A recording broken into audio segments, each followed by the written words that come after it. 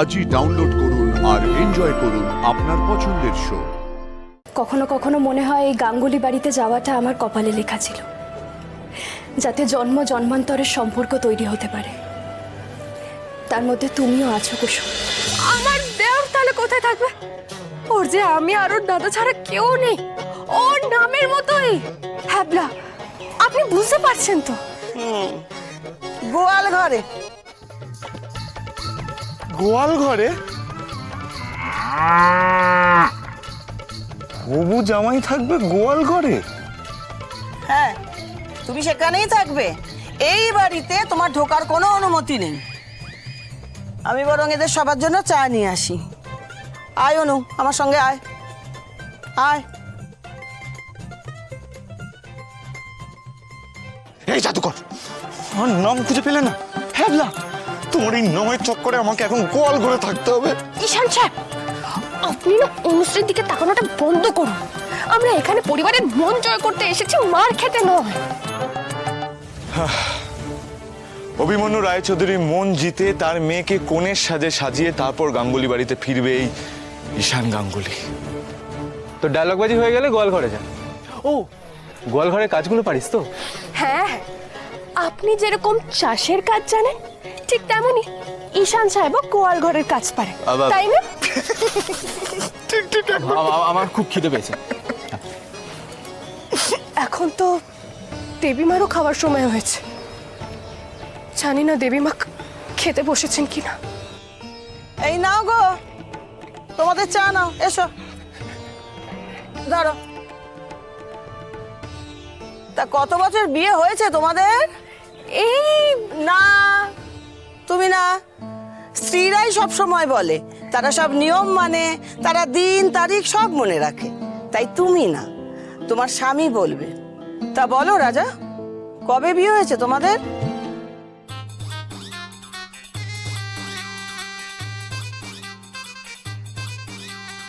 আরে এখনই হয়েছে। এক্ষুনি হয়েছে মানে? আচ্ছা, তোমরা দুজনে আদৌ বিবাহিত তো?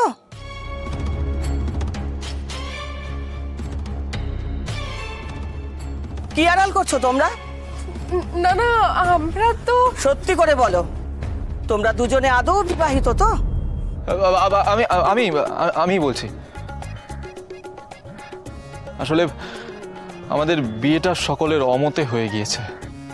মানে? আমরা কমাস আগেই বিয়ে করেছি, কিন্তু আমাদের পরিবার সেটা মেনে নেয়নি। ও, সেই জন্যই বুঝি আমতা আমতা করছিলে। শুভচনী ব্রত পালন করেছো তুমি? শুভচনী ব্রত? ও, এটাও জানো না? জানবেই বা কি করে? প্রতিটা নতুন বউই এই ব্রত পালন করে। তোমরা তো দেখছি কিছু না জেনেই বিয়ে করে নিয়েছো। আমাদের বাড়ি চলে গেছে, আমাদের ক্ষেত চলে গেছে, আমাদের হাতে একটাও টাকা নেই। এর মধ্যে আমরা উৎসব পালন করি কি করে বলুন তো? আমাদের বিয়ে কেউ মেনে নেবে কিনা আমরা জানি না। এই ব্রতর কথা আমাকে আগে কেউ কখনো বলেনি। বলেনি? হাহ, তা কেই বা বলবে? তোমরা দুজনে যে বিয়ে করেছো সেটাই তো কেউ জানে না। নতুন বউয়ের জন্য এটা কত বড় উৎসব, কিন্তু আমাদের কাছে তো এইটুকুনিও নেই যে আমরা পালন করব। গৃহে নবদম্পতির মঙ্গল কামনায় এই ব্রত পালন করে। আজ অনুশ্রীও এই ব্রত পালন করবে। ও পালন করবে কেন? ওর বিয়ে হয়ে গেছে নাকি? ওরে বাবা, তোমার তো দেখছি জীবনে কৌতূহলের শেষ নেই। কোনো বিশেষ মনস্কামনা পূর্ণ হলে এই শুভচনী ব্রত উদযাপন করতে হয়। অনুশ্রীর খুব ইচ্ছে ছিল শহরে চাকরি করার, ওর সেই ইচ্ছে পূরণ হয়েছে। তাই অনুশ্রী এই ব্রত পালন করবে। অনু, গৌরীকে তৈরি করে নিয়ে আয়। যাই পিসা, চলো গৌরী।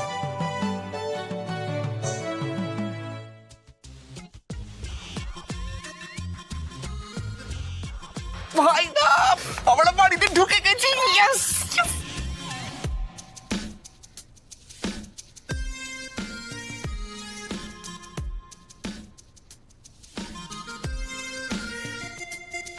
ঈশান, এ বাড়িতে লোকজনের মন জেতা কিন্তু অত সহজ হবে না। কিন্তু জিততেই হবে ভাইদা। সেই জন্যই তো এখানে এসেছি। বাবার দাদা তো ডেঞ্জারাস বটে, কিন্তু এই হিটলার পিসিকে সামলাবো কি করে? বাহ, আপনাকে তো বেশ সুন্দর লাগছে। অনুশ্রী, এই আপনি আপনি বলা বন্ধ করো, তুমি আমাকে তুমি করে বলো। তুমি ভাইদাকে সবটা বুঝিয়েছো Kusum. Thank you so much. আমি তখন অনেক ছোট যখন মা আমাদের ছেড়ে চলে গেল।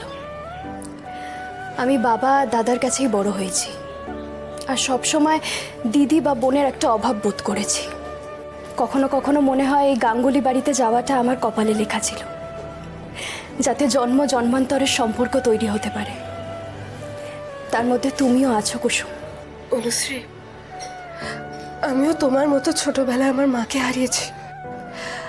তারপর আমার বাবার ঘন্টুর সঙ্গেই আমি বড় হয়েছি।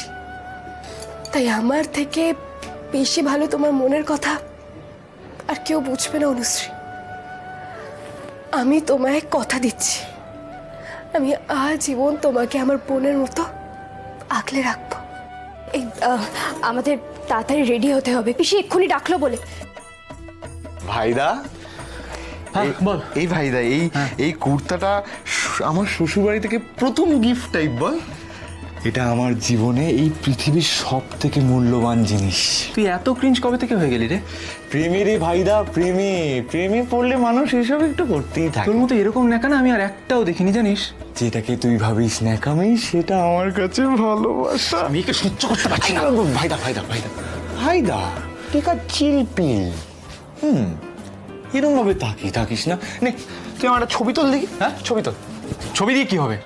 অনুশ্রীকে দেখাবো আর কি। আরে বাবা, একটু পরেই তো অনুশ্রী তোকে এই পাঞ্জাবি পরে দেখতে পাবে। আহা ভাইদা, উফ, তুই বুঝতেই পারিস না কি যে হয়। মেমোরিজ ক্রিয়েট করতে হবে না? যখন আমার 80 বছর বয়স হয়ে যাবে, তখন নাতিদের গল্প শোনাতে শোনাতে তো ছবিও দেখাতে হবে। বল, হ্যাঁ? বুঝিস না? হ্যাঁ, আমি তো কিছুই বুঝি না, আর তুই তো পুরোপুরি বোঝদার। আচ্ছা ঠিক আছে, তুই ছবি তোল তো দেখি, আমার ছবি তোল। নে, দাঁড়া ঠিক করে। হ্যাঁ, ঠিক লাগছে তো? অসাধারণ লাগছে রে, চুপচাপ দাঁড়া। হ্যাঁ, তোল।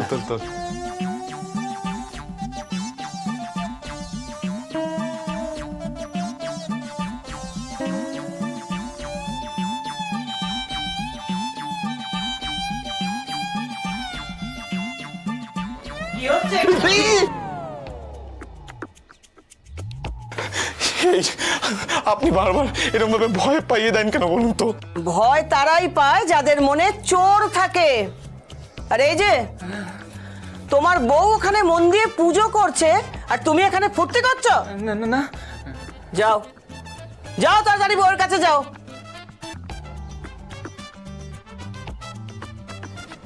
এই ভাইদা, ছবিগুলো কেমন উঠেছে দেখা? ছবি না, তোকে আমি দেখাচ্ছি।